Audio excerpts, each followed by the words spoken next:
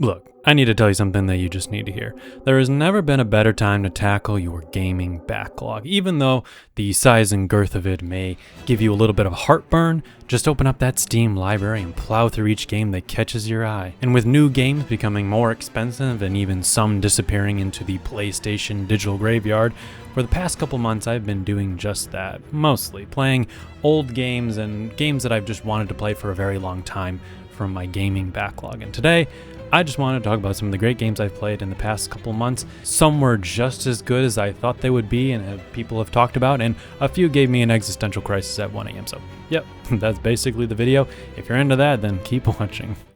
You have probably heard about the game Journey. Like me, you've probably heard it's one of those early indie game darlings from the early 2010s era. But maybe like me, you never played it, and I decided to change that because it always seems to be one of those games that's in a deep sale and a Steam sales. And I have heard a lot about Journey being one of those atmospheric adventure games where you guide this little robed red traveler through a vast desert towards an ever-looming distant mountain. And I've also heard it's one of those games that if it hits you right, you're probably gonna cry. Maybe if you're also on drugs and you're feeling particularly emotional, which didn't quite happen to me. I did not cry, but it also definitely gave me a bit of an existential crisis at 1 a.m. Because after I finished playing Journey, I just couldn't stop thinking about it. And there's not really a traditional story being told here, at least in the way of human dialogue. You know, there's no human meat flaps just spitting in your ear. And frankly, if you're one of those people that doesn't like writing in video games, this might be right up your alley because there's none of it. But that doesn't mean that it is not a compelling game to just explore with some light platforming, environmental puzzles, and the core of experience is just kind of vibes, honestly. With some stunning music and just great visuals, especially even today. It's not one of those games that you play and you're like, wow, this looks like shit now. No, it still looks absolutely beautiful as you explore the ancient ruins and symbols.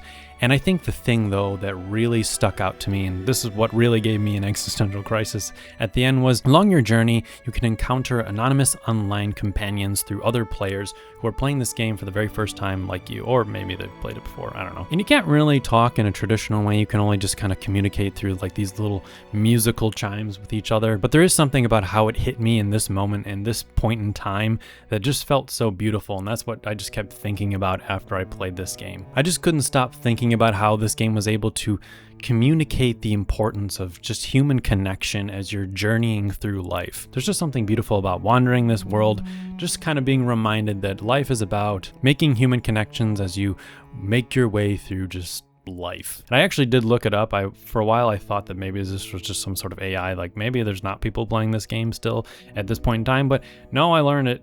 Everyone in the game that you encounter should be a real human somewhere in the world playing the game at the same time as you. So I don't know. I think this game is definitely beautiful, and I think it's worth the hour-and-a-half journey despite whatever price you might pay for it. I think it's worth it. If Journey ruined me with its hopeful, beautiful atmosphere about whatever you really interpret from its artistry, Mouthwashing brought me back and put me in the depths of hell, reminding me that, hey, sometimes human relationships do suck and narcissists suck and they exist everywhere in the world. Mouthwashing is a psychological horror game. It's also another shorter game, about 3 to 4 hours, where you get stranded on a cargo ship after a catastrophic crash, leaves your crew isolated, and everything just starts to slowly unravel. It's definitely more of a walking simulator horror type game. You explore the ship, talking to the various crew members that are on this ship, and it's also told in a non-linear time kind of way where you're bouncing back between different points in times on just this hellscape of a narrative. There are also a few puzzles, and there's definitely some unsettling visuals later on in the game. But I think the best part that I really enjoyed about this game is it was kind of a little bit of a slow burn despite only being about 4 hours, but it just honestly kept surprising me with how everything just was unraveling. And it's a little bit hard to talk too much about the story without spoiling it, but seeing one character specifically just try to justify every bullshit, stupid decision that they've ever done, just a true narcissist in the simplest textbook definition of the word, and just see how no matter what, every time they've tried to fix something or make it better, they're just only making every single thing worse. And frankly, they could have the entire events of this entire game could probably have just been solved by just stuffing them in a locker or something for the rest of the journey. It definitely is a very much a character-driven story. All these characters have been through shit. Just take what you'd normally expect from just taking like an oil rig worker or something who's just been sad, depressed, divorced like 5 times or something, and put a couple of those kind of characters into the game. Just imagine what would happen if you just sent them on a rocket ship hurling through space at like 1,000,000 miles per hour and just put them in a situation where everything is already going to shit. And that's basically what Mouthwashing is. I do highly recommend playing the game though, at whatever price you kind of get it. It can be pretty cheap though if you find it on a Steam sale. And with both of the 2 games I've already talked about, Journey and Mouthwashing, it has been fun to play some shorter games recently, games that I can just get through kind of almost more like a movie. As I don't often play those games, I'm kind of usually more driven to games like big JRPGs that are like 100 hours or something, or, you know, big action games like a Ghost of Tsushima, like those Sony kind of third-person action games or something. So playing something like this is definitely refreshing for me, mostly to just keep me from burning out. Another small indie game that I've actually talked about and played on this channel a little bit already is UFO 50. I picked up UFO 50 again because it is a game, just like the title, it has 50 games in it. So last time I talked about it, I had never actually played through all of them. But recently, the one that has invaded my free time when I'm not playing games that made me feel existential is I've been playing Pingolf. On the surface, it's a single-player, classic-style 2D golf game, but you hit it from the side instead of top-down this time around. And the first time I played through it, I was like, okay, this is fine, but is this really that anything special? And then I found the key that got me addicted in this game, and that is after you hit the ball, you can actually dunk it straight, just vertically down it. After you swing your ball, sending it flying, if you don't like the path that it's going on, you can just dunk the ball into the ground, slamming immediately into whatever's underneath in order to either solidify your space in a sand pit and keep you going and playing the game, or just bouncing off a rubbery surface to make it bounce who knows where. And I don't think I've ever seen anything like this in any other golf game, so I really did make every run through this game of 18 holes just a lot more enjoyable. Also, it has some great music and a decent amount of challenge. I mean, my first run I absolutely got wrecked in it when I finally started to understand the dunk mechanic, but the more you play it, the more you get better. It's maybe even the Dark Souls of 2D golf games. I'm sorry, I just had to say it. Anyways, that's kind of it. I'd recommend UFO 50, of course, and I would definitely recommend playing Pingolf and giving it a bit of a chance, because I think it's one of the more overlooked games in the collection. It's not the one that I think most people talk about.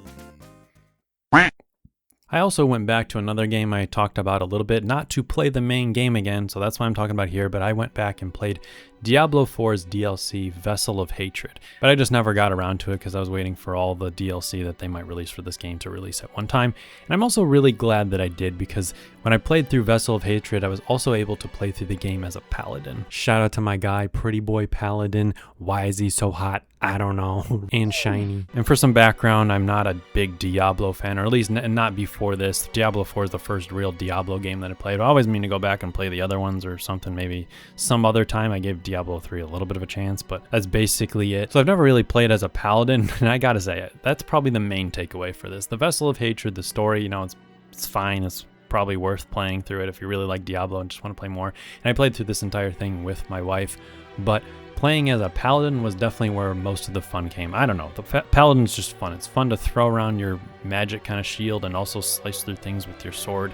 I mean, it's basically what you kind of expect just looking at the screen at the gameplay. I think my favorite part was when you're able to just use your ability to just kind of shoot up into the sky and then slam back down. Also, the ability to make like a hammer tornado with the paladin, another one of my big favorites. I just couldn't stop using that damn thing. It was so much fun for me. And besides for maybe the necromancer, it's probably my favorite class and build that I've made through Diablo, as I've played through it with a couple different characters. It's just simple, fun video game slop. I don't know if you can call Diablo 4 Diablo slop because it's Diablo, but whatever. Diablo 4 Vessel of Hatred's fun, mostly because I got to play as the paladin. I also, just on a random whim, decided to play a little bit of Final Fantasy XIV, the MMO. I've never played an MMO before, but I don't know. I just decided to try it out for a bit. I went through the entire tutorial area. I played as a dragoon, you know, maybe if you're a Final Fantasy XIV fan. I only played it for maybe about 7 or 8 hours. I did get through a decent amount, but after a while I went on vacation, then I stopped playing it. So I probably need to get back into it. But I think I learned that your EXP boost, you lose it after like 90 days, you know, as a new player or something. So I might be screwed already. But I don't know, if you're a Final Fantasy 14 fan, let me know if you got any tips, because I think the biggest thing that's a problem with and why I haven't gone back is just how daunting the game is. I mean, it's, you know what, it's the kind of game that people play for thousands of hours. So yeah, definitely think it was fun though.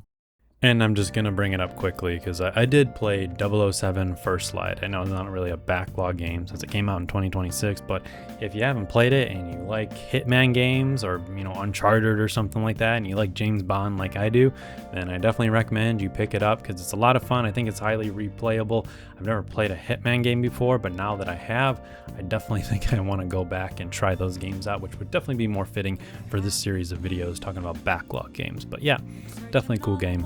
And I have been slightly tempted to even maybe make a whole video about it because I really didn't like it that much.